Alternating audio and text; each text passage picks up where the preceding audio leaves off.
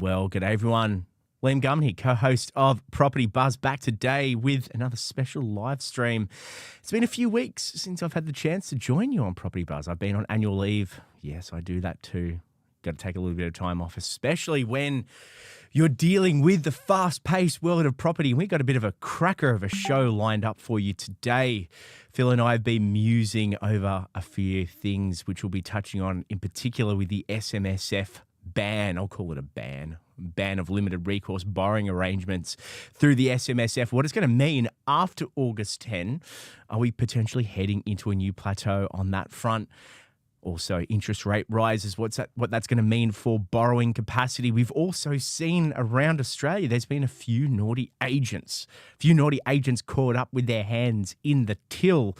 Accusations of people taking money from trust accounts, and what all of this means for investors and what all of this is going to mean for the property market more broadly. And I'm joined by my co-host remotely, and usually Phil's the one that intros this, but he's joining us remotely. Phil, whereabouts are you, and why aren't you here with Property Buzz today? What's going on?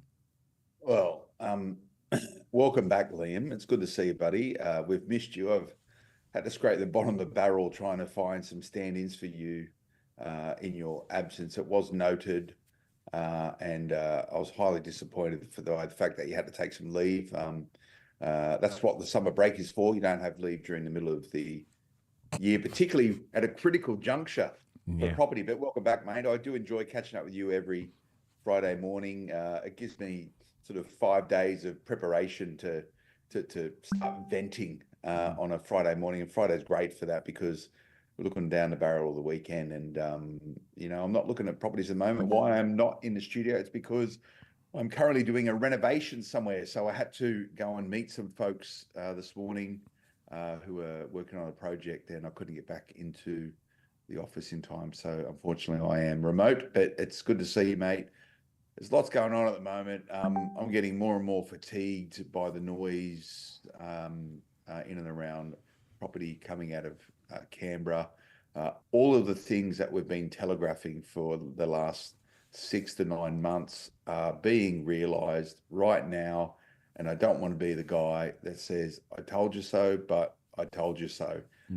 If I was down in Canberra, I'd just be watching Property Buzz, and I'd be listening to us and giving interpretation of what looks like is going to be happening into the future, those second, third and fourth order impacts of the policy settings they are making, and they should be preparing for it. But alas, they don't listen to us. They don't care, even though we're trying our best to help them out. So what does that mean, Liam? We'll just have a whinge and a rant and hopefully educate people or democratize some of these ideas. So irrespective of where you sit within the property ecosystem, you can make more informed decisions. That's our job. But we'll also put a bit of theatre in as well, mate. No, and I couldn't agree more. And there has to be nuance in what we talk about. And Canberra seems to miss that nuance. You can believe in affordable housing. You can believe in the opportunity for every young Australian to have affordable homes, to get their first home, to have affordable rent.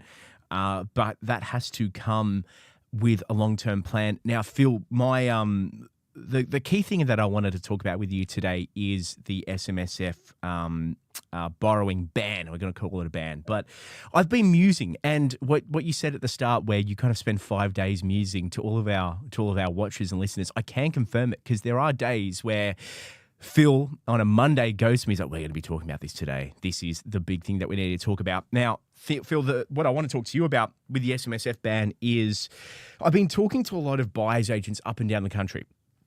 And you and I are in a very unique position, and brokers as well. You and I are in a very unique position that we probably speak to more buyers agents and brokers than probably anyone else in the country. And that is because through Smart Property Investment, some of our broking channels as well, we do daily podcasts. We do daily podcasts with buyers agents, sellers agents, brokers, sometimes multiple a day, which means that unlike even some top investors in Australia that might have 2 or 3 buyers agents that they go to, you and I routinely speak to a dozen on regular week. And one key theme that I see come up again and again and again is that we are so busy at the moment. and every broker and every buyer's agent is telling me how busy they are. They are run off their feet. They've got so many people coming through their door, and you ask why. You scratch the surface, why are you so busy? Because everything that we hear about in the news headlines is that Sydney's gone down 1 or 2% a month, Melbourne's going down 1 or 2% a month, clearance rates are through the floor.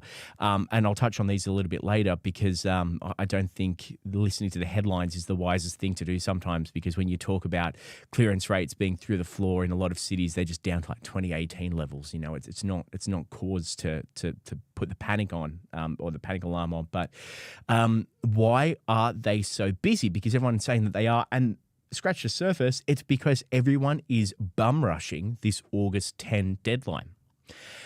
And it got me thinking, Phil, if you've got buyers agents up and down the country and brokers up and down the country that are saying, you know, anecdotally, maybe there are points where they have been slightly busier, but we have never been this busy before and we're doing so many deals a week.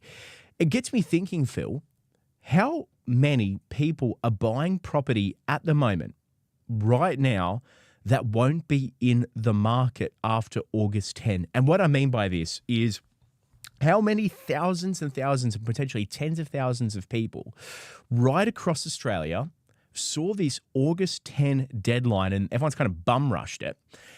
And then after August 10, you're going to have thousands, potentially tens of thousands of fewer buyers. That demand won't be there after August 10, yet you'll still have the same number of listings. And what this means, Phil, is it ties into something that you and I have spoken about quite routinely on this podcast, but we've kind of created this artificial avalanche by having these very arbitrary deadlines. We've created this avalanche of demand, which has a finite stop period. There is a period at which this demand of several thousand buyers will stop at and will not exist after August 10. So what does that mean for house prices in a month's time? What does that mean for house prices in 2 months' time when you have several thousand less buyers but the same number of houses that are on the market? Now, you couple that, Phil, with there is a risk of a rate increase that we are facing. Now, I'm not going to look into the crystal ball because it seems that every time I look into the crystal ball, at 24 hours, there is data that comes out that's the exact opposite of what I've been saying, and I've been proven wrong. So I've learnt my lesson. I'm semi-smart, not smart enough to get it correct, but semi-smart to know when to stop talking. I'm not going to predict what will happen with interest rates, but what the data is pointing to, and a lot of headlines are saying that markets are pricing in an increase to a potential increase in interest rates. What happens in August where there is a recession in demand, in as much as the SMSF buyers are no longer there. Several thousand SMSF buyers are no longer there. There is the same number of listings, but buyers and borrowers cannot come to the table because they will see their borrowing capacity drop again by tens of thousands of dollars. And this is something that I've just been dwelling on over the last few days, Phil, because like everything to date, it seems like a lot of these tax changes, a lot of these borrowing changes have just been done on a whim. And what this is going to lead to, in my opinion, is there's going to be a lot of headlines in a month's time where the panic is going to set in again, the fanfare is going to set in again, and buyers are just going to be sitting on the sidelines. You and I have spoken about this a lot off camera. You know, from what we see in our extended networks, Australia's not in an economically disastrous position. There's always people that are willing to buy. A lot of our colleagues are willing to buy. But what a lot of people are doing is, it's typical behavioral economics, behavioral finance. They're sitting on the sidelines waiting for the bottom of that trough. So what happens when the medicine becomes the poison, where we're waiting for the prices to stop falling and everyone keeps sitting on the sidelines, and that creates a fall in and of itself.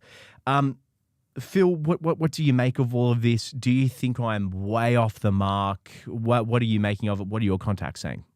Yeah, well, there's a lot to unpack there, but we'll observe, Liam, and we'll sort of dissect what you've spoken through. But the net result of all of this, I'll start at the end and then we'll come back to the beginning, is if you can secure finance and if you are buyer ready, so finance ready, deposit ready, got your strategy right, I reckon you're going to have some great conditions for buying into the future. And that's not like tomorrow, that's, I'm going to say there's going to be at least 6, 12, 18 months of really good buying conditions for investors and owner occupiers. So that's the end result. So it's certainly going to be a buyer's market, 100%. Now, bring that back to a lot of the issues you spoke about, and there's some other layers to it as well. For buyers agents and for mortgage brokers, they're having some of the biggest months ever, not only in property settled, but loans being settled. Now,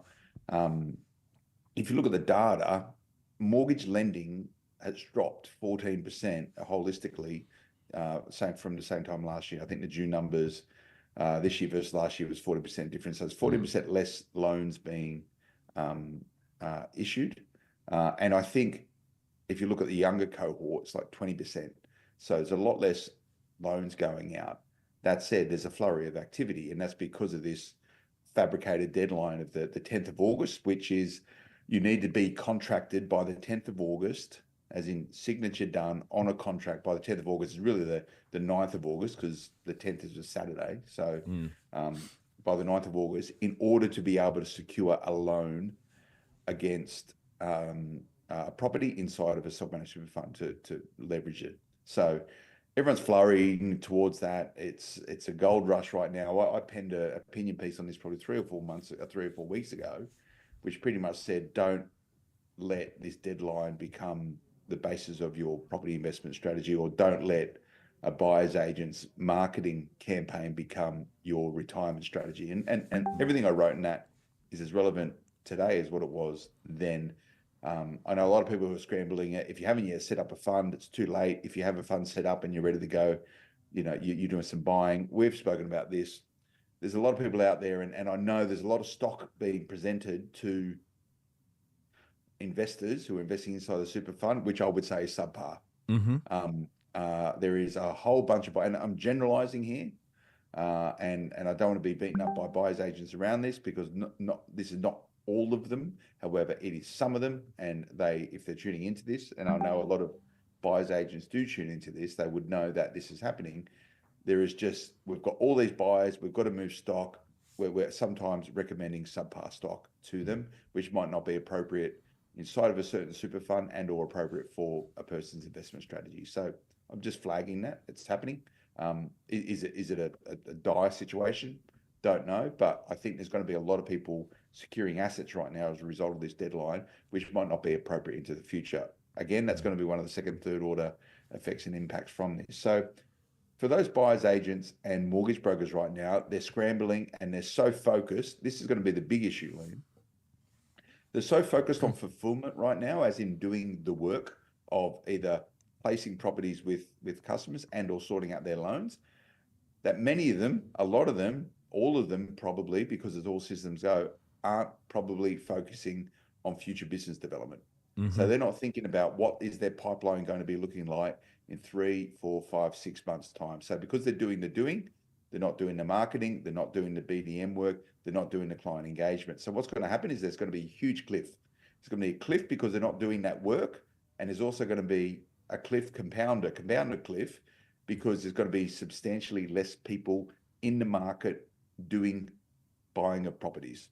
Simple as that. And you're seeing it already with the number of loans being issued. So for buyers agents and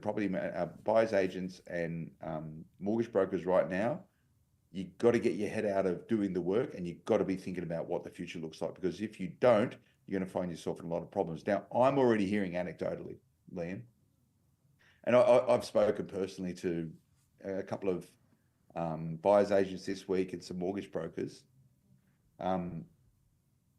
This cliff that is around the corner is concerning to a lot of them. And I'm already hearing, specifically amongst buyers agents, the shedding of staff.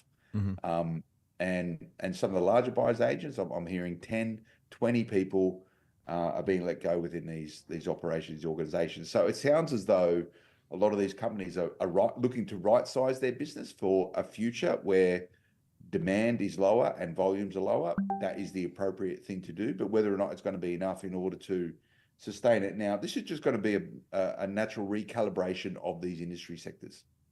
It's the way it works. Things don't always go up in unison, they go up and down, up and down.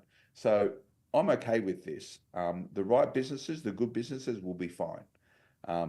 Mortgage brokers and or buyers agents, as those which are exposed, which will have the biggest problems moving forward.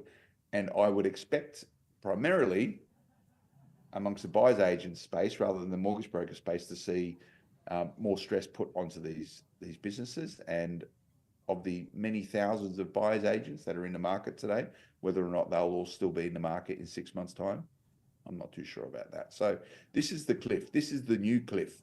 And everyone's used to hearing about cliffs in real estate and mortgages. The last cliff was everyone coming off fixed rate mortgages onto variable rate loans. This is the new cliff. It's going to be a slowing down of volumes. Now, back to the point that you made, Liam. The government, federal government, wanted to slow down the speed of growth of real estate in Australia. Sounds as though it's working. So if you're going to get your scorecard out and go, did they Did they achieve it? did they? Yes, but does the ends justify the means, right? So this is still a demand related conversation and demand levers that they're pulling in order to, inverted commas, make property more affordable. So they've removed buyers from the market. Things are slowing down. There's got to be less pressure on prices as a result of it. Therefore, prices will slow down in the growth and or soften and or go backwards. And depending where you look, you're going to see all of those in market right now. There was already price growth slowing before any of these budget changes, but it's just been exacerbated by these more recent budget changes to the tax regime. So it was already happening. Now, to your point, compounding with that also is going to be potential interest rate rises in the future. But there's something else that a lot of people aren't talking about, and I telegraphed there's two things here, and I telegraphed this to you and said we're going to talk about this because no one is really yet talking about it. Is within the self-managed super fund lending space, everyone's scrambling to ink contracts before the 10th of August. Okay, many of those contracts may be for new build properties, off the plan purchases, call it, whether it's house and land packages and or apartments, which have traditionally been a natural domain for SMSF buyers to operate. I think, for new build purchases, off plan stuff, about 30% of all of that stuff is typically 30-ish% is normally driven by investors inside their self-managed super fund. Developers need self-managed super fund buyers in order to get developments out of the ground. So we telegraphed this. As soon as I heard about it, I said, this is what's going to happen. And we're seeing it take place right now. And you're seeing this narrative and rhetoric coming out of all the other commentators and all politicians. And I actually spent time in Canberra subsequent to the budget with many people in the opposition. And I said, here are the 4 or 5 things that are going to happen. And they're like, okay, that's really interesting. And now essentially it's all their talking points, right? It's all coming to fruition. But there's going to be less development done, as in there's going to be less supply coming into the market, and that's already prices point for the government in terms of their ambitious building plans and new property, because developers aren't going to be able to get pre-sales to SMSF buyers, and therefore they're going to struggle to get finance. Point number one. Point number two, for those, and this is a concern that I have, and this is what I flagged with you, for those investors out there now buying inside of the self-managed super fund in order to take advantage of his 10 August deadline. If you're signing a contract for a new build property, I would be worried and concerned whether or not that will actually get out of the ground. So there's going to be developers sitting there going, we've got to get these signups, yeah, ink the contracts. Yeah, we've got 20%, 30% pre-sales, right? They might not be able to get the rest of that project topped up to a point they're able to receive finance for it. So I think there's going to be a lot of false developments, if you want to call that as a concept, or they're on paper they're sort of in motion, but they may not fail to realize, because number one, they're not going to be able to get the finance around it. Number two, it's going to be too expensive. Number three, all these type of things. So if you are signing these contracts inside of your self-managed super fund in order to get that deadline, you may not even see the product completed because they just won't go ahead. That's the big deal. The second point to that is they may be delayed. So if you're signing these contracts inside your self-managed super fund for off the plan or future build stuff, it may take 2 to 3 years in order for that project to actually come to fruition and for you to be able to settle on that property. So that means you're contingent to a contract for that period of time. You're probably going to have some money tied up in it in terms of a deposit. And at that point in time, you're not going to know whether or not the valuations of those properties are going to stack up. That's a big deal, number one. Number two, you may not even have any lenders in the market that are still able to originate a brand new loan connected with that property in 2 to 3 years' time within a limited recourse borrowing arrangement. You just don't know.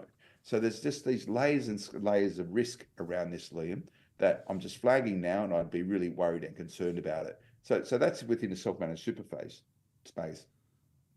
In terms of the other side, which is outside of super, what I'm hearing now, and this might be a new concept for a lot of people to grasp and understand, and we spoke about this very briefly, and I want to explore this with you right now. I'm hearing from certain cohorts that there is already some jitters from the international funders who fund the mortgage warehouses for non-banks or second-tier banks, etc. in Australia. So these are the lenders, a lot of lenders in Australia that lend you money for your house and your investment property, whatever it is, get their money from offshore. Now, I'm hearing these offshore providers of these fundings that come into facilities here in Australia, which get bundled up and packaged up and sent out as mortgages, are concerned about the Australian real estate market. So I'm flagging now that there may not be the appetite for international funding houses, whatever version or variation there is of that, to invest their money in Australian real estate through mortgages. And what does that mean? Well, it means a couple of things. If you have loans with these current companies that rely on this sort of money, you may get upwards pressure on the prices and the interest rate you pay, because it's got to be expensive for them to continue to run these businesses if their funding dries up, because they're going to be having to focus on their existing business rather than new business, and they've got critical infrastructure to maintain and sustain. That's one point. The second point is a lot of investors, once they reach serviceability constraints within the major lenders, typically go to second, third, fourth tier lenders, non-bank lenders, etc., to get their finance. If they don't have the money to lend, you're going to find a lot of investors' ability to continue to invest in property is going to be constrained considerably. That means it's going to be a slowdown of investor activity, which means that, again, there's going to be less pressure on markets. What does all this mean? Back to my original point, if you are finance ready, you can secure finance, you're ready to go and you have the right strategy, there's going to be a lot of reasons why this next period of time it's going to be a good opportunity to get into the market. And I'll only preface that with, on the basis that if you can hold those properties for the long term, and assuming that there will be growth in the market, historic growth in the market, then it may be one of the best times ever to invest in property. But that's the only contingent I have on that. So there's a lot there, Liam. And I would be, I just have your radar out. You know, there's brokers and buyers agents going to slow down activity, and you may not be able to get the finance through the second to third, fourth tier lenders, non-banks moving forward. And that's a new concept. No one's really talking about there. I haven't heard anyone say anything about it, but my people tell me that's happening right now, mate. So, I mean, there's a lot to unpack there. And the first thing that I'll say is, and it's something that you and I have spoken about before, but the day after May 12 budget, CBA shares dropped by like 11%. There is an acknowledgement that the major banks do have a loan book, and that loan book is valued essentially against the value of Australian property. You know, there is a risk here, and this is something that, to be a bit nuanced, I remember a few months ago, Phil, where you and I were having a chat on one of these live streams, and we're kind of musing, and it was like, this was the early days of the war in Iran, and we're kind of musing like, will the government really do it? And this is, the early days of the war in Iran where, people were theorizing, will we even have enough fertilizer left? What's going to happen to the Australian economy? And we're looking at that and saying, well, is it really the right time to start unpacking Australian property or the fundamentals of Australian property? And they did so anyway, which resulted, and we saw in a really monumental decline in share price.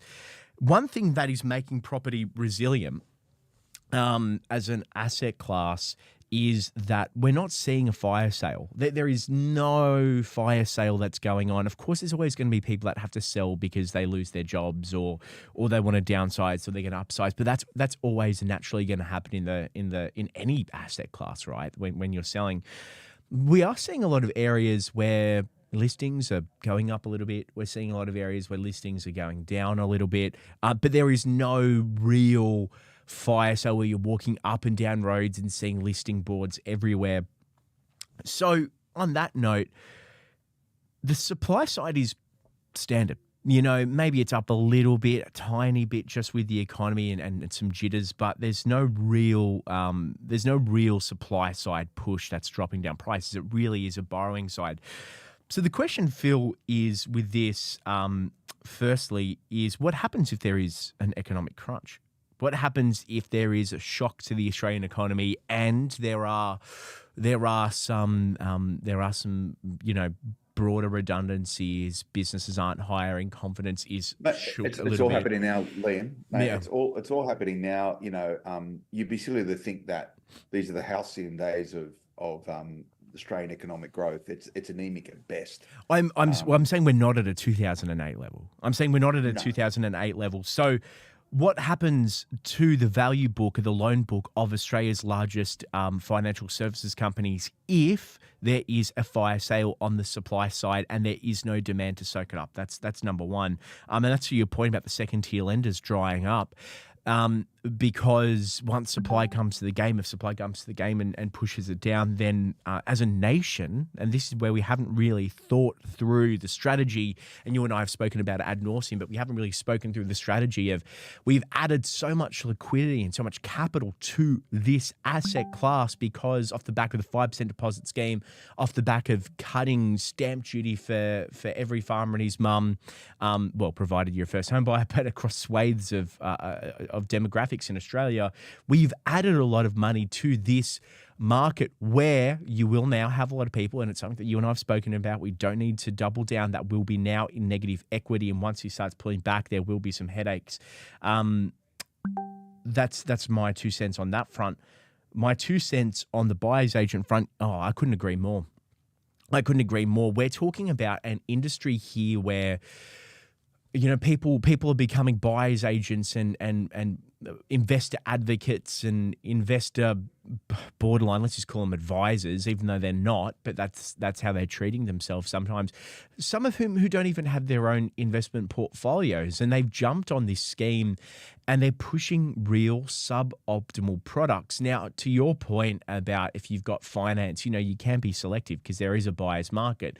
What that just tells me, Phil, is you go back to the basics. You go back to when SPI was first born, 15, 20 years ago, and you would look for the basics where there is an implicit value in a property and you can do things to it. You can manufacture an uplift in rent, or you can manufacture an uplift in capital gains. But this idea of we get this dopamine rush because we do an eval every 6 months and we realize, wow, I'm now $100,000 richer. Let's keep pumping money in. And you see this decline, and it baffles my mind. And it's no better than where the industry was in 2008, where you'd buy in these mining towns where it was literally a one-horse town with the local mine. And yeah, sure, you're getting like 10, 15% yields, and that's great.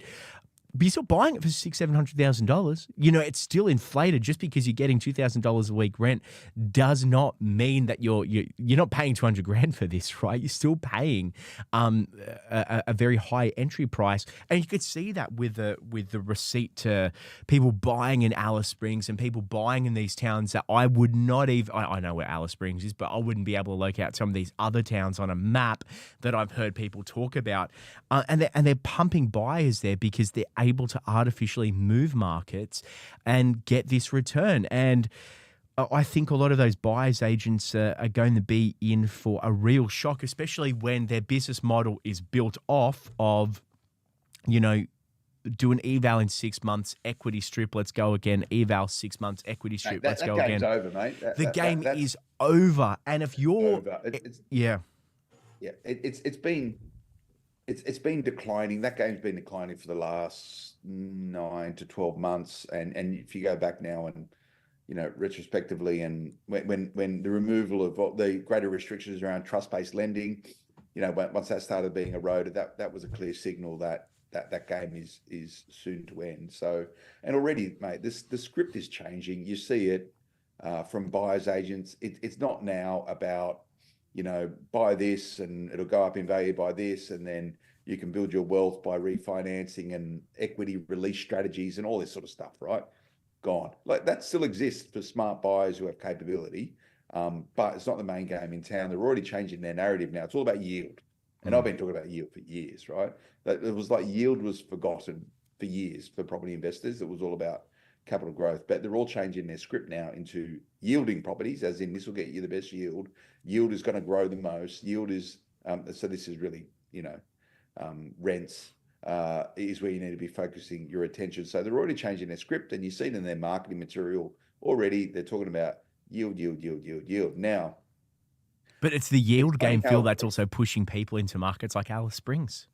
it's pushing people into markets which might not necessarily be the right type of markets, but it's also pushing people into markets where you also have a lot of first-time buyers operating. So how quickly buyers agents are changing their tune, where they're saying you've always got to buy a house on land, that the value is in the land. It's all about finding the right block of land that you can do something with, and or because of all these different factors, these areas are going to grow and you can refinance it or sell it or whatever. Now it's all about units. Everyone's going, units are the best, units are the best. It's like they've forgotten, the last 5 to 10 years of rhetoric around you should only ever buy a house on land because that's where the value is. So they're pushing people now into yield, and a lot of those greater yields are in unit markets and or regional markets. But let's talk unit markets in capitals, and specifically I'm going to talk about Victoria. There is a flurry of buyers agents now, all buying units in Victoria, and I'm talking about 1 and 2 bedders where you can purchase this stuff $350,000 to $450,000 because it's great value, and it's all about yield and yield growth and all this other stuff. Which yeah, fair enough. It's considered inaccurate, but how quickly they change their tune. So what we're seeing now is, because of all these restrictions that people have on lending, they can't borrow as much because of negative gearing removal. So they're curtailed in the price of the properties they can buy. The only stuff they can buy, investors, if they want to go down this pathway of buying multiple properties, is cheaper properties, and cheaper properties are typically regional properties and or unit markets. So Can I jump in here? pressure. There have been a few buyers agents, and I won't name names, but like, shout out respect to them, because there have been buyers agents that did look at the Melbourne unit market for the last 12 months, just knowing there was that arbitrage, and that arbitrage being that, hey, you're buying in the equivalent of, the eastern suburbs in Melbourne, as in Sydney's eastern suburbs. You've got areas like Toorak all the way through to Tarrant and St Kilda, and you're looking at the price of these units. And I've jumped on in the past. I'm like genuinely gobsmacking. Like, if you had any of these units in Sydney's eastern suburbs or Lower North Shore, if you had any of these units in like New Farm or Tenerife in Brisbane, like, you would be paying a considerable amount more. I think that there was an arbitrage, paying credit to the buyers agents that kind of jumped on that, because you've seen that they've already started moving. They've already moved, right? From in the last 12 months, off the back of the yield, off the back of the replacement price, off the back of the multiplier of the average income in areas from Toorak to St Kilda is pretty high. You'll have people being able to soak up the higher yield if there is some kind of market shock, but you'll also have a pretty permanent owner-occupier demand down there. So I just wanted to shout out that there were some BAs that saw those good opportunities, 12 And months that's all out. cool, right? Like and that's what a good BA should be doing, depending on the strategy of your customer. Mm, But it's funny how you see in the property investment space, advice space, the herd mentality. You've got some good, smart buyers agents out there who see this stuff, telegraph it, and capitalize on it. But then it's just a herd mentality. Not all mm, buyers agents are created equal. By the way, this is just us having a yarn about this. It's all fair game. I'm not beating up buyers agents at all. I think buyers agents provide the right buyers agents provide a very good service that I've used over many, many years, and I continue to do so. So I'm talking about the issues here. I'm not talking about individual companies, but um, there's a huge herd mentality when it comes to the property buyers agent space. Does Melbourne units right now um, indicate good value? Probably, for the right person in the right state and cycle that they're in right now. The point is, though, is how quickly people change their script with strategy around property investment, mm. based on market dynamics, and that's okay. But just question it and query it quite a lot. Um, my concerns are, Liam, and again, you've seen another Back to the Future type sort of tactic taking place, and this is you mentioned it. This manufacturing equity right now, people are looking for fixer uppers, right? People are looking to, how do you increase the value of your property, or you do something to it, add a bedroom, fix a bathroom, whatever it is, whether it's for yield purposes or for capital value purposes. But another thing I want to flag right now, outside of all the stuff that we've spoken about, is the amount of marketing I'm getting into my inbox and getting through social media channels around commercial investing. Mm. Every man and his dog, buyers agents and brokers, are now experts in this area. Yeah. And there's some pretty proactive marketing strategies I'm seeing from the buyers agent sector around purchasing commercial property in and outside of super. And specifically right now, it's around inside of super, saying, hey, quickly buy this thing, $500,000, $600,000 commercial unit, you'll get all this yield, et cetera, et cetera. There's not that many commercial transactions in Australia compared to resi transactions. So you're going to get a flurry and a flood of advisors recommending commercial property for property investors in and out of super. And commercial property doesn't suit every single investor. Point number one. Point number two, not all commercial stock is good stock. Mm-hmm. Often it's not good stock at all. There's a huge amount of risk inherent in investing in commercial property, and you need to be able to absorb that risk and de-risk that risk if you're ever going to be thinking about investing in commercial property. So I would caution and I would warn investors out there about rushing into buying commercial properties based on a recommendation from anyone, whether it's your accountant, buyer's agents, or otherwise. And point number two,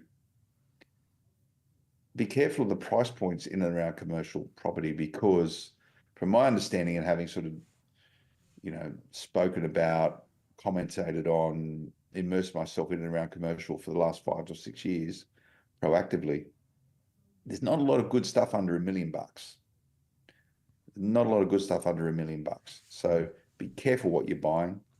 And just because you have a price limit doesn't mean that should shape the type of commercial property that you're buying. So I'm flagging this right now. I reckon we're going to have some problems in the Oh, future. yeah. There will be a new type of investment strategy around commercial, which is going to start peppering everyone's Instagram feeds shortly. There'll be hacks and workarounds and schemes and systems. Everyone's got a system these days. There'll be all these new proprietary systems and IP at some genius has cracked and worked out how to capitalize on commercial property better than everyone else. Like it's all coming downstream around it. But what I would say, Liam, is that maybe we're going to rip up the Fast 50 report that you do on smart property investment, which is where to put your money today for the best capital growth in the year ahead around houses. Mm-hmm. I think we're going to get the scorecard out on that next year and see how that's performed. Yep. I think we need to introduce a new one around the unit market, mate. Yeah, no, I think that's very wise. And to your point about the commercial buyers agency space, and you're so right. I see it all the time now, where there are there are people that I know, you know, in the buyers agency space, and they've been fantastic resi investors, but I'm like, you don't know the process of buying commercial, and some of those figures that you gave, Phil, you know, you kind of pay for what you get. You pay for what you get, and one of the wisest things that I've, you know, heard in the commercial space is that, you know, yield is a risk adjustment. Yield is a risk adjustment. Beware of super high yield. There's a reason there's a super high yield. It's also just an industry or an asset class that's fraught with people being, I'll use the word cheeky, because you'll have a lot of businesses that have tenants that might not really be there, and you go and do your due diligence and you realize that what would be a 7% yielding asset was empty. Where's the business? There's no business in here because people have made up fake leases, whatever it might be. The due diligence checklist for buying commercially is so absurdly long that I would beware people that now suddenly become commercial asset experts overnight, because this takes a very specific it's a very specific trade. It's a very long due diligence list, and I wouldn't be trusting anyone that that hasn't really made their stripes on it and had quite a few wins under their belt. But Phil, we do have a question from the audience, and that's Phil. You've been calling this out for a while, and this is regarding regarding people on unlicensed TikTok quote property bros out there giving dodgy tax advice. Is the dash dot collapse the flush out the industry finally needs? What actual red flags should we look for before handing over a 15 grand retainer? Where do I start? Go back and listen to this for the last year we've been doing it. The key red flag for me is and I've spoken about this before, the greed of the property investor. And that's got to annoy a lot of people, and it's probably uncomfortable. But the red flags are the greed of property investors, which is prompted or promoted by the information they're absorbing or consuming. It's a big deal. So there's always been, irrespective of the area you operate, whether it's property or otherwise, there's always been, you know, operators which aren't really good at what they are doing, and they're going to be prompting and motivating certain types of behaviors which benefit them. That's been taking place over this last period of time. So the dash dot collapse, you know, we've gone into that at length. How much of that was poor business management versus market conditions? I'm going to say it's the former rather than the latter. I wouldn't be using that as your example for the whole of the buyer's agent industry. The core point now around the buyer's agent, the collapse of dash dot, was the fact that they were taking huge upfront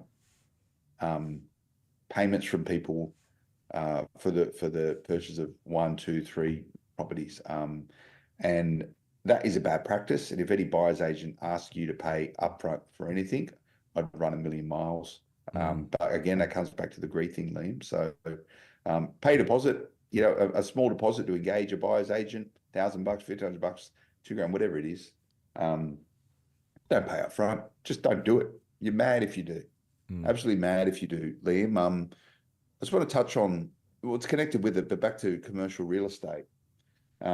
Guess how many commercial transactions there were in the 25 financial year. So it's got to be consistent issue with that. The financial year prior to this one. Guess how many actual individual sales there were annually For commercial property? Commercial real estate. I'm not even going to guess, because It's about 8,000 nationwide. 8,000. Now, this sort of accelerant to prompting everyone to invest in commercial real estate as property investors. There's only 8,000 transactions. Why is there 8,000 transactions? Because there's very few commercial properties in Australia compared to the number of residential properties, for good reason, because commercial property is connected with Australian business, and not all of those properties are good stock. A lot of them, to your point, are not well managed or are vacant. But back to the initial discussion, is that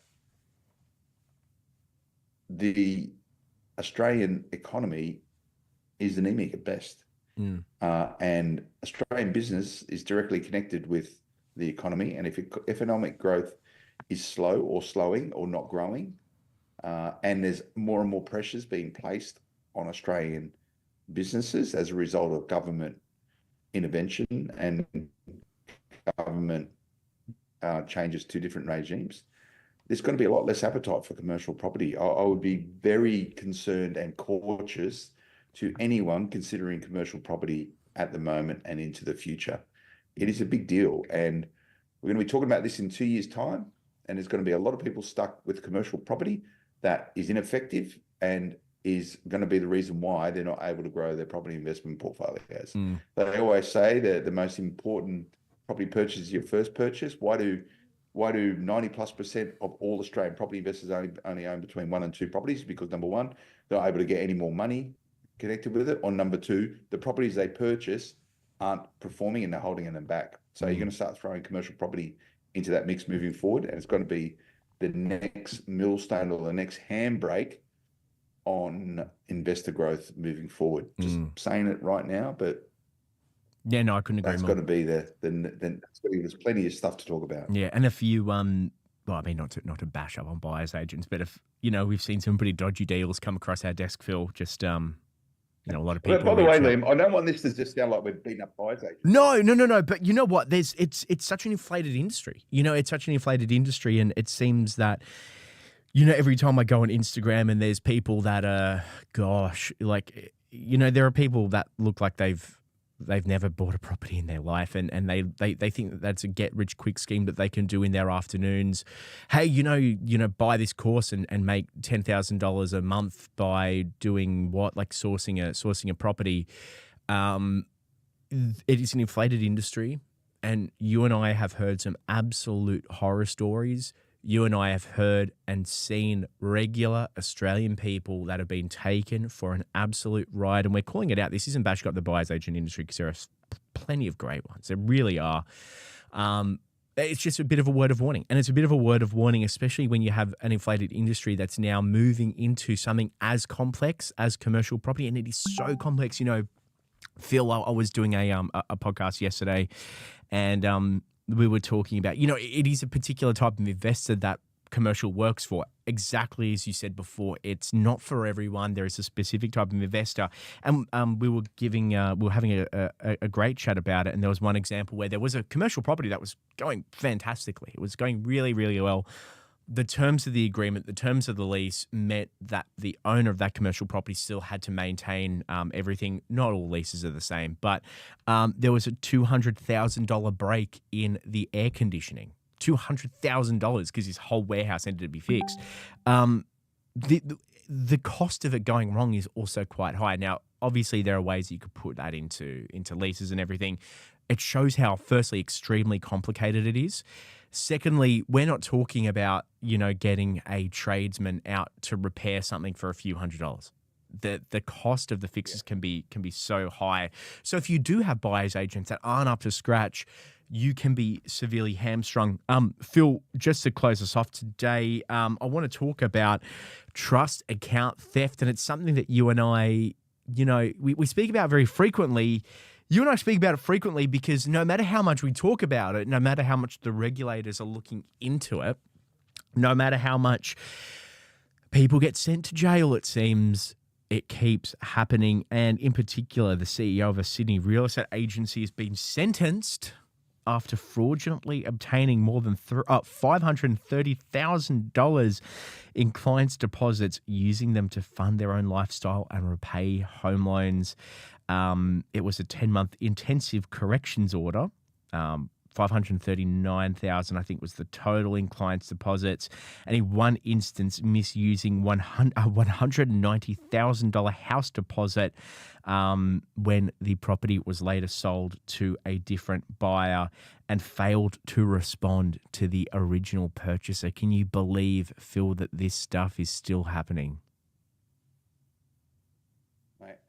it's happening all of the time, Liam, and I'm always happy to talk about this because obviously work in a technology business, which is going a long way to try and ameliorate this type of stuff. Before I talk about that, I'm getting conflicting numbers on the commercial size of the commercial market. Some people telling me it's 30,000, other people telling me it's 7,000. So I will go away and I'll check those numbers. The point I was making just in relation to that, though, is that compared to the size of the residential market, it is absolutely tiny. I think there was about 720 or 750,000 residential transactions in that same financial year. So, as a comparative percentage, it's tiny. Nested within that point, Phil, the fact that you can get such a big variance in that data, and the fact that that data is not relatively available is one of the cruxes as to why investing commercially is such a headache, because you can't get the data. It's not like you can download an RP data or a CoreLogic or whatever it might be and get average yield, average this, average that. And you don't need to use a buyer's agent. You can work backwards. You can visit these places. You can put a finger on the pulse. You can look at how vibrant the local cafes are. You can look at all the ABS statistics on how much people earn. All of this data for resi investing is available at your fingertips if you have your own strategy. And I know a lot of our listeners do. A lot of our listeners have done it themselves and they've been fantastically successful at it. That data just isn't as available. Almost case in point, the fact that we're struggling to find how many are sold a year shows that it's not as simple as just downloading one of these platforms and these products and having all the data at your fingertips. Yeah, and this is what also this is live, right? So this is what happens when you're doing stuff on the fly. So you make a good point. It's tough to get the data inside of commercial. Maybe it is. Look, PEX is telling me it's 31,000. Other people are telling me it's 7,000. I think 31,000 sounds quite high for commercial. Yeah, but it's tough to get it here, right? Just while we're on this, and again, it's trying to skim for. Anyway, so if I've got anything wrong, I'm trying to write it. So I'll go away and I'll work that out. And that's what we do here to try and work these things through. The point is, it's a tiny market in comparison.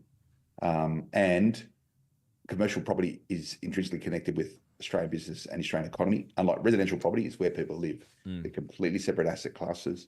You're very concerned and considered around it. But when it comes to the trust account theft, Liam, it happens, unfortunately. It will continue to happen if the way in which money is transacted in and around real estate transactions, whether it's for purchase and or property management, until the industry actually gets to the point where it is on par with other industry sectors in relation to payments technology that exists today and all of the restrictions and sophistications of that. So to speak very briefly about my day job as the CEO I've managed, it pioneered direct and automated payments for real estate rental transactions.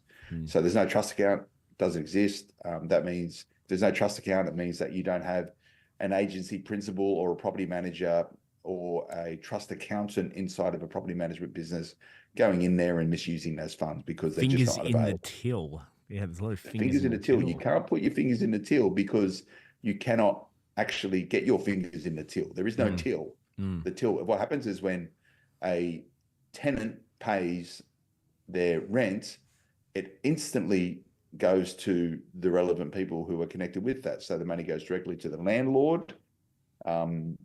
And if there's any bills to pay, they'll be paid directly through that transaction, and a property manager will get the management fee as part of that transaction. It all happens. It just happens through technology in really simple sense. I'm not going to go into all the details of it. There's quite a lot of sophistication behind it, digital wallets and all this stuff. So it's a lot secure. It's so much more secure than the old-fashioned way. But unfortunately, our regulators and rightfully and wrongly, it's a big sector and it requires quite a lot of oversight. But as in most things, the technology far outpaces the regulators and the industries and the mechanics that go behind it. So, we're patient at managed. It will be the future. Will people be using trust accounts in a decade? Or, some may still, but they're going to be hugely antiquated. They're just legacy businesses. Next gen companies are actually embracing technology for the betterment of their customers, their clients or investors, and also for their businesses and business productivity and efficiency. So the technology is there. No, couldn't agree more. Until it is universal and embraced, you're going to have people with their hands in the tills, nicking money. And it's people incorrectly in the world of real estate, they think it's a victimless crime. They think it's a victimless crime because, put yourself in the shoes of a real estate agent where you've got 1,000 properties under management. And, if you've got an average rent of $500 a week, then you've got $500-ish thousand coming into your trust account on an average weekly basis. Plus, you'd also have landlords topping it up a little bit for any repairs or any bills, and there'd be a lot of money. And you're putting yourself in the shoes of these criminals. At the end of the day, Phil, putting yourself in the shoes of these criminals. Pinching a few $1,000s there it's a rounding error to them. It's a rounding error to them, and that accumulates over time. And this is the thing. While no one knows straight away because it is a rounding error in these trust accounts, there comes a point where your fingers in the till for $1,000 a week or a couple of $1,000s a week and adds up over the course of a year. And at one point, the business gets sold or it gets wound up and there's not enough money to pay people at the end. And it's musical chairs, the music has stopped. You get found out. You get found out. Music will stop, and that happens all the time. And for those people that are operating trust accounts as their own personal transaction accounts. Now, Phil, your internet is getting a little bit tired. Your internet's getting a little bit slow. It's happening. It's happening. My happening. internet connection might be a bit unstable. Or it might even be ours. Phil, we're going to wrap it up there. Now, if anyone wants to reach out to the team at SBI, reach out to the team at Property Buzz, reach out to Phil and I. If you've egregiously disagreed with anything that we've said, email me. I won't bore Phil with that. Liam.Garman, Garman, at momentummedia.com.au. And I'm more than happy to have a chat. And if you do disagree, it might take me a little bit longer. I might go through and research my data points and have a very well-researched essay in response because I tend to stand by things I say. But I might be wrong. I do accept that. Sometimes I'm wrong. Please do reach out if you have any questions for Phil and I. If you have any topic suggestions that you want us to unpack more, we are more than happy to do it.